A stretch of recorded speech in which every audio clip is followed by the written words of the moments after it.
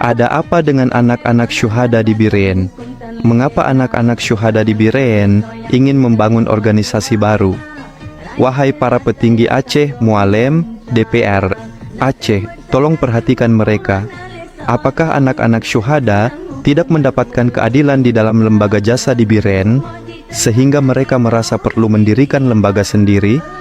Apakah lembaga jasa di Birewen hanya menguntungkan para petinggi saja, sementara banyak anak-anak syuhada yang justru merasa diabaikan? Keluhan mereka semakin banyak, hingga akhirnya berkomitmen untuk membentuk lembaga lain. Wahai Mualem, Anda adalah gubernur Aceh, lahir dari darah para syuhada. Tolong bantu dan rangkul mereka. Jangan hanya memperhatikan para petinggi lembaga jasa, karena masih banyak anak-anak syuhada yang berada di luar lembaga tersebut dan membutuhkan perhatian serta keadilan.